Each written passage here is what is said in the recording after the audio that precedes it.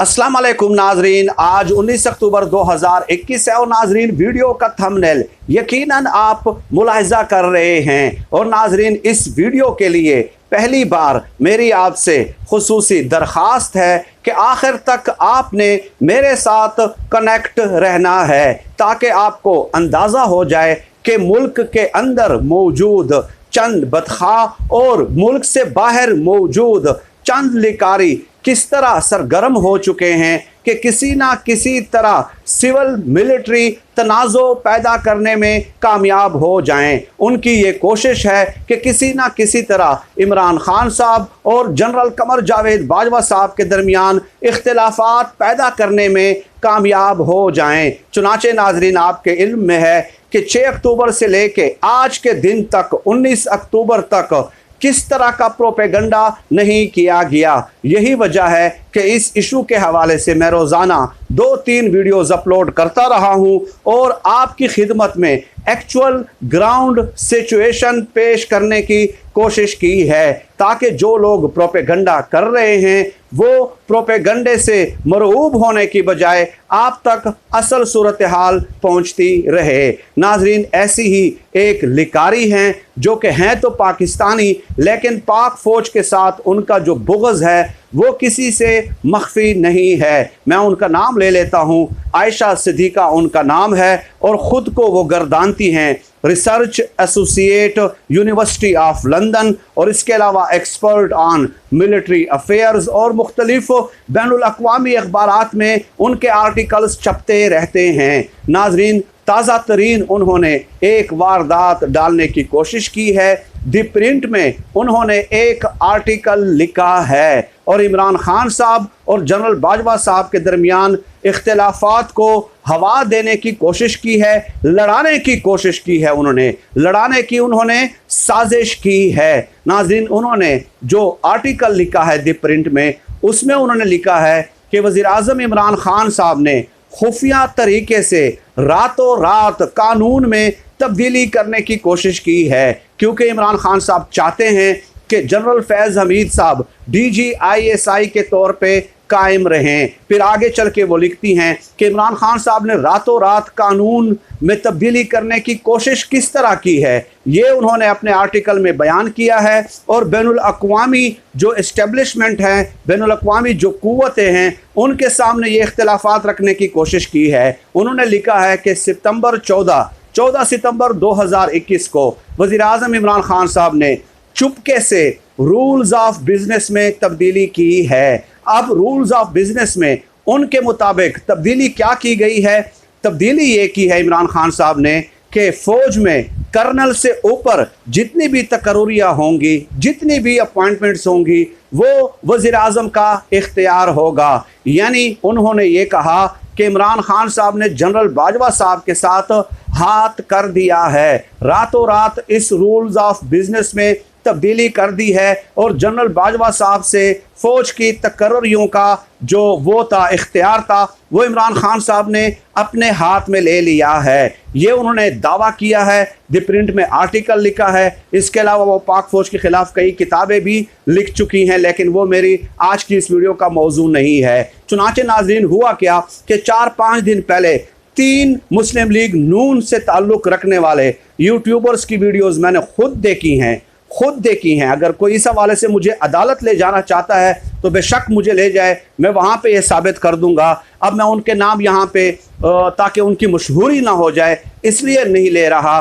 तो उन्होंने इसी टाइटल के साथ कि इमरान खान साहब ने जनरल बाजवा के साथ हाथ कर दिया, यही स्टोरी बयान की है कि इमरान खान साहब तो बड़ा कारीगर निकला, बड़ी खुफिया कारीगरी दिखाई है कि सितंबर 14 को रूल्स ऑफ बिजनेस में तब्दीली भी कर दी है और कर्नल से ऊपर फ़ौज में जो तकर्रियों का इख्तियार है वो अपने हाथ में ले लिया है और जनरल बाजवा साहब को बेइख्तियार कर दिया है। अब ये स्टोरी दी है मुस्लिम लीग के नून के यूट्यूबर्स ने ये स्टोरी उठाना शुरू कर दी।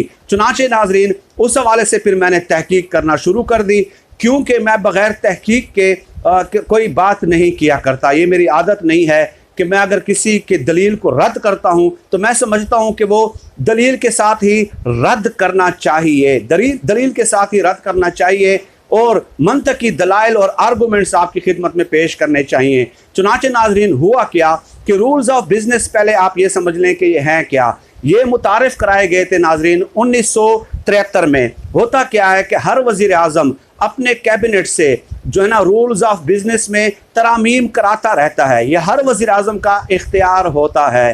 रूल्स ऑफ बिजनेस ये होते हैं कि मुख्तलिफ जो हुकूमती इदारे होते हैं उनके लिए रूल्स, कुछ कवायद व ज़वाबित, कुछ उसूल बनाए जाते हैं। मसलन कि साइंस एंड टेक्नोलॉजी की वजारत किस तरह काम करेगी, वजारत दिफा किस तरह काम करेंगी, उसके रूल्स क्या होंगे, फंक्शन कैसे करेगी।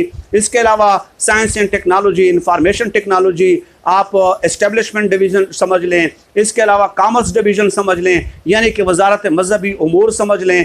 तो वफाकी काबीना से वज़ीर आज़म रूल्स ऑफ बिजनेस में तरामीम बनाते रहते हैं, तब्दीलियाँ करते रहते हैं। इस हवाले से ये पाकिस्तान की तारीख में डेफिनेटली हर वज़ीर आज़म का इख्तियार होता है।